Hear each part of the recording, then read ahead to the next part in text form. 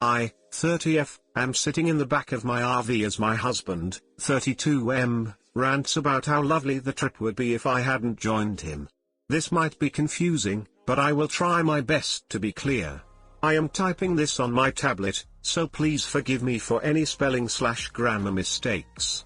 Just a note, this is the first time that an issue like this has come up in our marriage and I do not know what to do. I have been writing romance novels since I was in college. I was a relatively successful author and I have made a living off selling my novels ever since. I do not make a lot of money, but I do bring home $40,000 a year in book sales. This allows me to stay at home during the day so I can write and also make crafts to sell in my Etsy shop. A few years after college, I met Tim and we instantly hit it off. We dated for 3 years before tying the knot and we bought a house shortly after. Tim makes his living off his investments and stocks. However, we keep our finances separate. This is because Tim inherited a vast amount of money from his family and before we married, I signed a prenup agreement in order to ease his mind.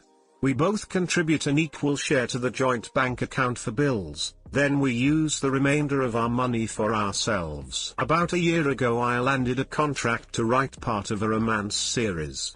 The contract was huge and the payout was over $120,000 for a few months' work. I contributed my share to the joint account and then put the rest of the money into the bank so I could buy an RV. I have always wanted an RV because I love to travel and nothing would make me happier than being able to write while on the road. Tim is often away on business for days at a time, so the RV would give me an opportunity to get out of the house while he is away. After 6 months of deciding, I chose a lightly used RV and purchased it from the owners for a great price. When Tim found out I purchased the RV, he was excited. He has a travel trailer, but it's not the same as an all-in-one RV. He loves RVs and he wanted to immediately take it out for a trip across the state. We took our trip and Tim couldn't stop talking about how much he enjoyed the experience and he started talking about taking more trips together.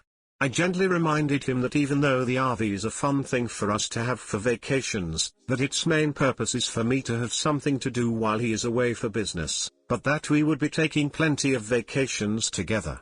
Tim agreed with me and he let it go for a while. The thing is, in the past few weeks, Tim has been badgering me about taking the RV with him on his business trips. He usually flies when he goes to check his rental properties/visit family and he is normally gone for 4 to 5 days at a time.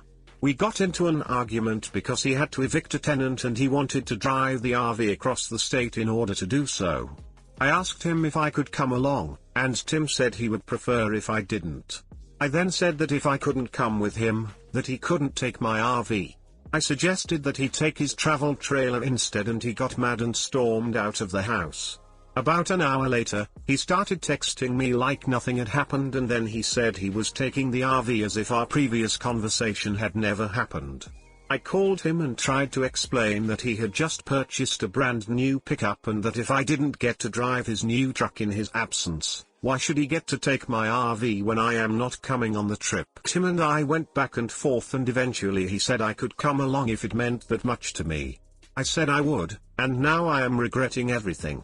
I am sitting in the back of my own RV with a man who won't let me touch the wheel. It has been 3 days since this trip has started, and all Tim has done is rant about how awesome the RV trip would be if I weren't with him. It has made me question everything in our marriage, from how we split our finances to how we argue and function together. This is the first time that anything like this has ever happened and I don't know what to do in this situation. He is still ranting as I type this and he's never done that before either. Too long, didn't read. I bought an RV with my money so I could write/travel in it while husband is away for business. Husband insisted on taking the RV with him without me. I convinced him to let me come. Now he is ranting about how he doesn't want me on the trip while I sit in the back of the RV hating my life. Update, I promised I would update, but things got very hectic and this is the first chance I have gotten. This whole situation makes me very emotional, so please forgive me if this post is not as coherent as I would like it to be.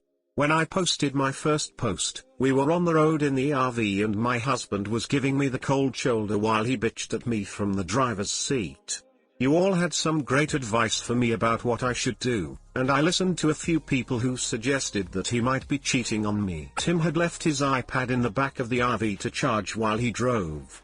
I'm not proud of this, but I was able to sneak his iPad into the bedroom while he was distracted by the road. He was logged into his email account and I quickly skimmed over his inbox but didn't find anything suspicious. I then had the idea to check his sent folder and found out that he had been chatting up his ex from college. It made me sick to my stomach to read the messages, but luckily they had not yet been physical. Translated from ChatSpeak, the message he had sent his ex was basically, "I can't wait to get my hands on you. It's been years since I felt that mouth. I'm excited." I was disgusted, but I tried to keep calm.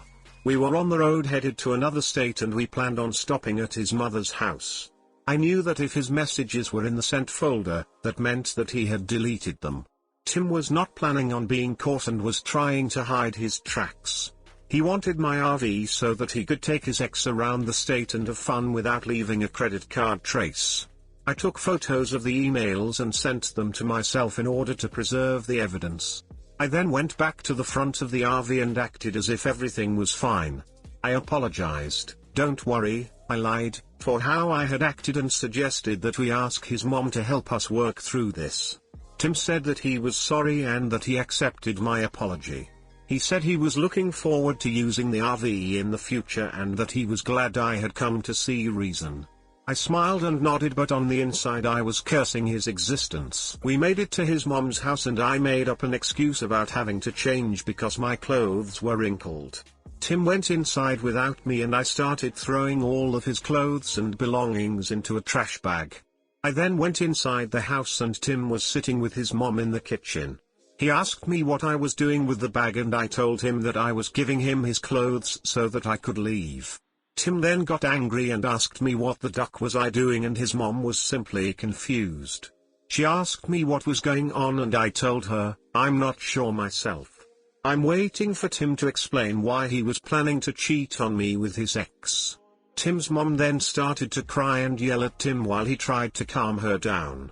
I know Reddit does not have a lot of love for religion, but Tim's mother is a fundamentalist. She had loved me from the minute Tim introduced me to her, and it would be an understatement to say that she was very upset with her adulterous son. Tim never tried to apologize to me, instead he chased after his mother saying he was sorry to her.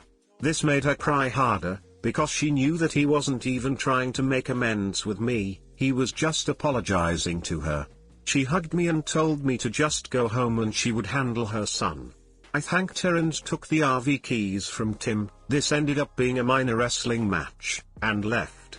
I drove home crying, but at least I got rid of my butthole ex-husband. Tim called me the next day and begged me to come back to him. He said it was all a mistake, that he was sorry. I asked him why he didn't apologize at his mother's house, why he didn't say he was sorry when I was handing him his bag. I told him that he didn't care about cheating on me, that all he cared about was how bad it made him look to his family. He tried to explain himself, but I cut him off and hung up. I blocked him on all social media and haven't heard anything since. I have gotten a lawyer and have already started the divorce process. Too long, didn't read, husband thought he could get away with cheating on me by using my RV. I found his emails, packed his bags, and left him at his mom's house. His mom took my side and has ripped into him since. I got a lawyer and have filed for divorce. Hey guys, please like, comment, and subscribe. It would really help me out, thanks. Wow, complex feelings on this one. There's the ouch, that's awful. But also an overwhelming but thank God she's getting the duck away from that butthole. I was concerned that you might stay with him for another year or two until the marriage gave its last gasp. This is surely painful, but cleaner. And you haven't ever got to think about the other woman being in your RV. Finding out he was cheating made it an easy decision. It was like, okay. He's cheating on you and he doesn't give a duck. You don't have to give a duck either now. It would be much, much harder if he was simply being an butthole. Luckily, he made the choice for me. When I read your first story I thought he wants it so he won't leave a credit card trail. I guess I was right. What a sorry duck he is. I'm sorry it turned out this way, but I'm glad you kicked him out and talked to a lawyer. Duck him. Thank you. You're right, duck him. The ducking nerve of your ex, to not only plan to cheat on you, but to try to do it in your RV. That you paid for. Jesus stuck what and butthole. On the plus side, you seem like an awesome and strong person. I hope you find someone equally awesome to make happy memories in the RV with. You f***er. Sorry that happened to you. I hope you can get through the divorce without it wrecking you. If I can offer any advice in that regard, just try to focus on the life you want to lead in the future and how the step you take today lead you to that. Good luck. Thank you. I plan on it. You were too good for him anyway. Even his own mother knew it. Thanks for updating. I was really curious as to how your story turned out. I'm glad you can move on to better things, and people. You are bad, but